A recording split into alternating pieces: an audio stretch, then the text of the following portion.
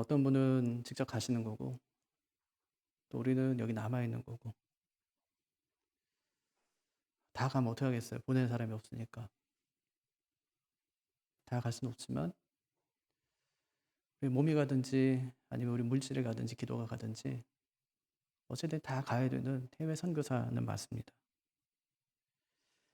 가든지 아니면 남든지 어느 쪽이 더 중요하다고 말할 수는 없습니다.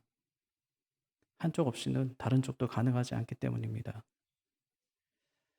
가는 사람이 없이는 잃어버린 자들이 거듭날 수 없고 보내는 자가 없이는 가는 자가 있을 수가 없습니다. 그래서 우리는 각자가 해외 선교에서 감당해야 되는 역할들이 있습니다. 여러분은 둘 중에 어떤 소명을 가지고 계십니까? 가는 선교사입니까? 아니면 보내는 선교사입니까? 어, 목사와 선교사는 특별한 사람이 아닙니다. 우리가 다 선교사가 되어야 되고 우리가 다 목회자가 되어야 되지만 하나님께서는 그 중에 일부를 부르셔서 목사로 선교사로 하나님이 세우십니다. 왜 그가 그런 일을 감당할까요? 왜 그가 선교사의 직을 감당할까요? 하나님께서 그를 부르셨기 때문에 그렇습니다. 오늘 1절 말씀에 보니까 안디옥 교회 리더십들이 나옵니다. 바나바와 시므온과 루기오와 마나인과 사울이 나옵니다. 복수의 리더십입니다. 그 교회가 팀으로 사역했음을 우리에게 잘 보여줍니다. 사람마다 은사와 훈련이 각기 다릅니다. 잘하는 것이 있어요. 잘하는 것을 가지고 교회에서 그 일에 쓰임받는 것입니다. 바나바와 사울도 마찬가지였습니다. 성경에서 바나바를 보면 사람 중심이에요. 사울을 보면 일 중심입니다. 어떤 사람이 더 옳다고 이야기할 수는 없어요. 하지만 중요한 것은 함께할 때에 엄청난 시너지가 일어났다는 것입니다. 하나님께서 5명 중에 2명을 택해서 선교사로 세우십니다. 2절을 보십시오. 주를 섬겨 금식할 때에 성령이 이르시되 내가 불러 시키는 일을 위하여 바나바와 사울을 따로 세우라 하시니. 하나님께 당신의 사람을 언제 세우실까요? 오늘 말씀 보니까 주를 섬겨 금식할 때. 이게 첫 번째예요. 주를 섬긴다는 말은 예배한다는 말이에요. 금식한다는 말은 하나님께 집중한다는 말입니다. 예배로 하나님께 집중해요. 금식으로 더 집중해요. 그때 어떤 일이 벌어지죠? 성령께서 임하시는 거예요. 성령 임한 결과가 무엇입니까? 내가 불러 시키는 일을 위하여 바나바와 사울을 따로 세우라. 그렇게 말씀하세요. 왜 그럴까요? 왜 따로 세우시래요? 내가 불러 시키는 일을 하게 하기 위해서 그들을 따로 세우라고 말씀하세요. 그 시키는 일이 무엇일까요?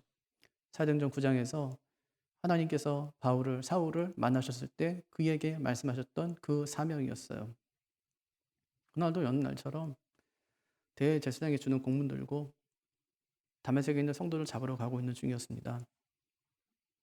주님께서 그에게 나타나세요. 하늘에서. 호련히 빛으로 그에게 환한 빛으로 그에게 비추세요. 말씀하세요. 사울아 사울아 네가 어찌하여 나를 핍박하느냐. 주여 누이시니까 나는 네가 핍박하는 예수라. 그 말씀하신 후에 이렇게 말씀하십니다. 일어나 시내로 들어가라. 거기서 내가 행할 일을 가르쳐 줄 자가 있을 것이다. 또 주님께서 아나니아에게 나타나십니다. 말씀하셨어요. 직가라고 하는 거리로 가서 사울이라는 사람을 찾아라. 그가 거기서 기도하고 있느니라. 아나니아가 못 가겠대요. 무서워서. 그가 어떤 사람인지 하나님 아시지 않습니까? 저는 못 갑니다. 그는 우리 위협하는 자입니다. 그때 주님께서 이렇게 말씀하세요. 이 사람은 내 이름을 이방인과 임금들과 이스라엘 자손에게 전하기 위하여 택한 나의 그릇이라. 이렇게 말씀하셨어요. 이것이 주님이 사울을 불러 일을 시키시는 그런 일이었습니다.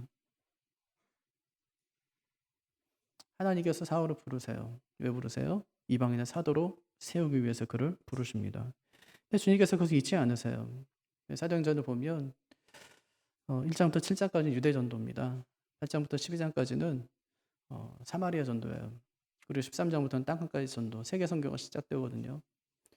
이 예루살렘 전도, 유대 전도 끝났습니다. 사마리아 전도 끝났습니다. 13장에서 세계 선교가 시작되어야 되는 거예요. 그때 하나님께서 그를 불러내신 그 사람을 그 자리에 세우세요. 내가 너를 이방인의 사도로 불렀으니 이제 이방인 선교가 시작될 때 그를 불러서 그 자리에 그를 세우시는 것입니다. 이처럼 선교사는 하나님께서 부르신 사람입니다.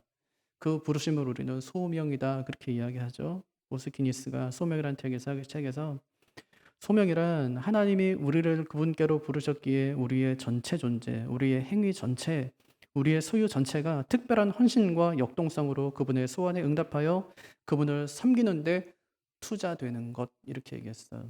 우리의 전 존재, 우리 전 소유를 다 사용하여서 하나님께 투자되는 것. 그것이 하나님께서 우리에게 주신 소명이다. 그렇게 이야기한 것입니다. 그래서 오스기니스는 소명자는 하나님에 의한, 하나님을 향한, 하나님을 위한 삶을 살아야 한다고 말했습니다. 이것이 하나님이 시키는 일이에요. 하나님이 시키는 일. 그 일을 부름받은 사람이 누구냐면 소명자고 선교사란 말입니다. 여러분 선교사 누가 부를까요? 하나님께서 부르세요. 왜 부를까요? 그에게 맡길 일이 있기 때문입니다. 그럼 그 일을 그는 혼자 할 수 있을까요? 그렇지 않아요. 하나님께서 오늘 선교사를 어디서 부르십니까? 교회에서 부르세요. 1절 보세요. 안디옥 교회의 선지자들과 교사들이 있으니 그 이름 5명을 언급하더니 그 중에 2사람을 불러 선교사로 세우십니다. 그럼 교회 안에서 부르신 이들을 교회는 어떻게 해야 될까요? 보내야 되는 거예요. 3절 보세요. 이에 금식하며 기도하고 2사람에게 안수하여 보내니라. 예. 교회가 그들을 보내는데 2가지를 해요. 금식하고 기도해요. 2번째, 안수하고 보내는 거예요. 여기서 보낸다는 말은 파송한다는 뜻이 아닙니다. 의무와 책임으로부터 놓아준다는 뜻이에요. 의무와 책임으로부터 놓아준다. 바나바와 사울은 안디옥 교회 지도자였습니다. 아마 중요한 일을 맡았겠죠. 그런데 하나님께서 그들을 부르시는 거예요. 그럼 교회는 어떻게 해야 될까요? 그동안 그들이 맡았던 일을 내려놓게 하는 것입니다. 예를 들면 하나님께서 우리 중에 누구를 선교사로 부르신다고 생각해 보세요. 저를 부르셨어요. 그럼 저는 제일 처음에 해야 될 일은 뭘까요? 목사의 직을 내려놓는 거예요. 담임 목사 직을 이 교회에서 내려놓는 거예요. 교회는요, 그래서 허락해 주는 겁니다. 아니, 장로님 중에 어떤 분이 이번에 선교사로 부름받았어요. 하나님께서 부르셨어요. 그러면 교회가 해야 될 일은 뭘까요? 만류하는 일이 아니라 직을 내려놓게 하는 거예요. 그동안 교회에서 맡았던 책임, 그 짐, 이런 것들을 내려놓게 하는 것입니다. 그것이 3절의 보내니라 그런 뜻이에요. 내려놓게 하고 자유를 주는 것입니다. 우리 선교사님은 우리 교회 안수 집사님으로 계셨어요. 그러다가 선교사로 부름을 받았어요. 그 교회가 해야 될 일은 뭘까요? 기관의 직분을 내려놓게 하고 자유롭게 생각할 수 있도록 도와주는 것입니다. 그렇게 바나바와 사울이 보내심을 받아요. 4절. 2사람이 성령의 보내심을 받아 실루게에 내려가 거기서 배를 타고 구브로에 가서, 여기서 보내신다는 말이 에크펜포라는 단어인데 이게 파송이라는 뜻이에요. 멀리 파송에 보내는 것입니다. 누가 보냅니까? 성령께서 보내세요. 그 교회 역할이 뭘까요? 성령께서 파송하기로 작정한 사람을 놓아주는 겁니다. 이것이 성령과 교회의 협력이라고 할 수 있는 것이죠.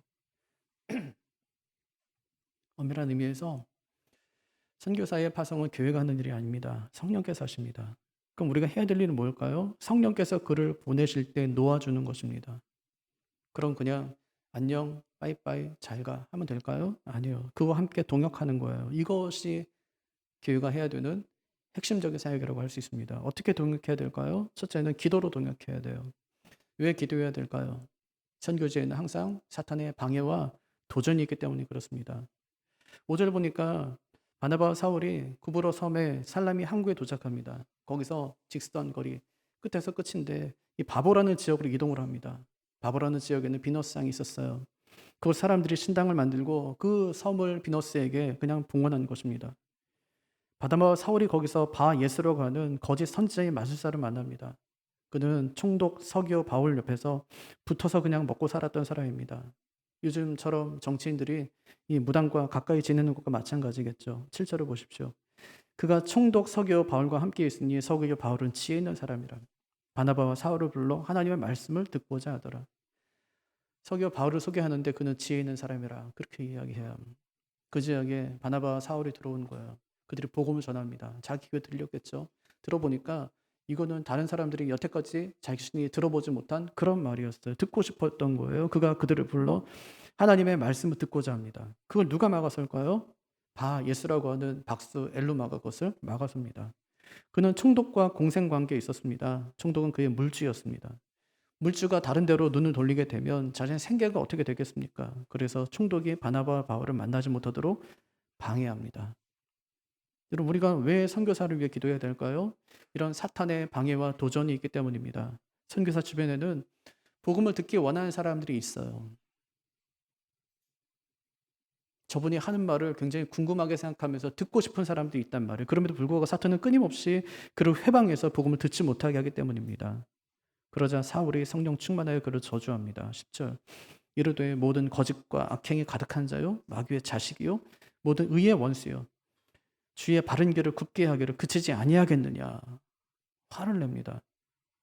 바울이 여태까지 한 사람에 대해서 이렇게 저주한 적은 없었습니다. 하지만 이번에는 그에게 무슨 일인지 엄청나게 큰 저주를 그에게 퍼붓습니다. 이것은 엘루마에게 한 것이라기보다는 그 속에 있는 마귀에게 대한 저주입니다. 사울이 마귀의 세력을 성령의 능력으로 꺾고 있는 것입니다. 11절 보세요. 보라 이제 주의 손이 내 위에 있으니 내가 맹인이 되어 얼마 동안 해를 보지 못하리라 하니 즉시 안개와 어둠이 그를 덮어 인도할 사람을 두루 구하는지라. 왜 사울이 엘루마의 눈을 멀게 할까요?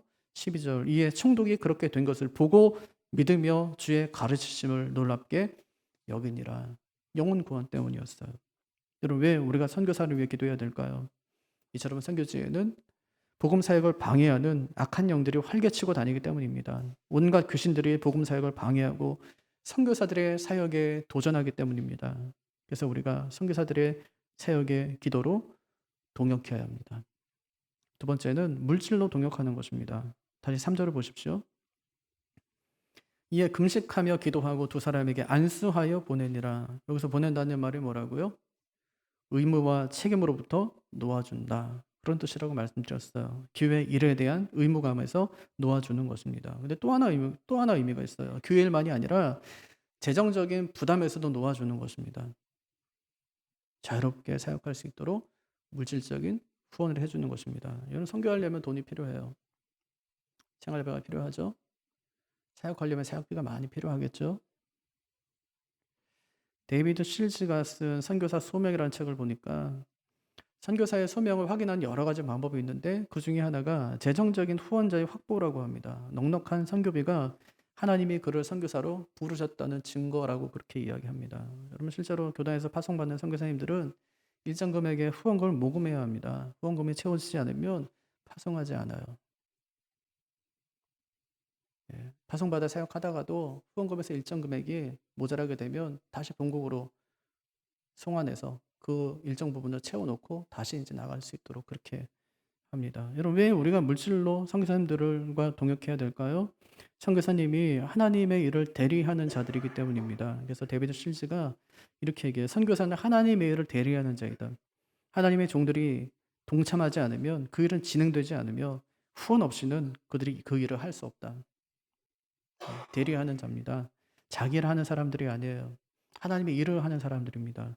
그 일이 진행되려면 후원 없이는 그 일이 진행될 수 없다는 말입니다. 여러분, 선교가 계속되게 하는 비결이 뭘까요? 첫째는 기도로 동역하는 거예요. 둘째는 물질로 동역하는 것입니다. 말씀을 정리할게요. 우크라이나 이제 전쟁으로 많은 선교사님들이 어려움을 겪고 있습니다. 그 많은 선교사님들 중에 한 분이 한재성 선교사님이라는 분이 계신데 그는 원래 중앙아시아 선교사님이었습니다. 2004년에 아이들을 학교 데려다 주기 위해 집을 잠시 비운 사이에 괴한이 집에 침입해 들어와서 사모님을 죽이고 말았어요. 한국에 돌아와서 부인의 장례를 치렀습니다. 그리고 얼마 지나면서 이 선교사님이 아이들을 데리고 다시 우크라이나로 들어가 선교하기 시작했어요. 그는 왜 선교지에서 그렇게 끔찍한 일을 당해놓고도 다시 선교지로 돌아갔을까요? 그 대답이 되게 단순해요. 하나님이 그를 부르셨고 성령께서 그를 우크라이나로 다시 파송하셨기 때문에 그렇습니다. 여러분, 왜 우리 교회는 선교사님 파송할까요? 우리 교회에 하나님께 부름받은 선교사님이 계시기 때문입니다. 그래서 파송하는 거예요. 계시니까. 하나님께서 부르신 분이 계시기 때문에 우리는 자연스럽게 그분을 선교지로 파송하는 것입니다. 그래서 우리는 그를 따로 세워 교회 일에서 놓아주고 성령께서 파송하실 때 기도와 물질로 그와 동역하는 것입니다. 하나님은 선교사를 부르세요. 성령님은 선교사를 파송하세요. 교회는 기도와 물질로 그와 동역하는 것입니다. 이것이 선교입니다. 우리는 가든지 보내든지 둘 중 하나입니다. 가도 선교사고 보내도 선교사입니다. 주님이 오셔서 우리 교회가 정말 문을 닫는 그날까지 선교는 계속되어야 합니다. 우리 교회가 선교사님을 파송하는 일이 우리 교회는 복이 되고 선교사님에게는 힘이 되고 하나님께는 영광이 되는 놀라운 역사가 있기를 바랍니다. 선교하는 일을 힘껏 동력하는 우리 교회가 되기를 주님의 이름으로 축복합니다.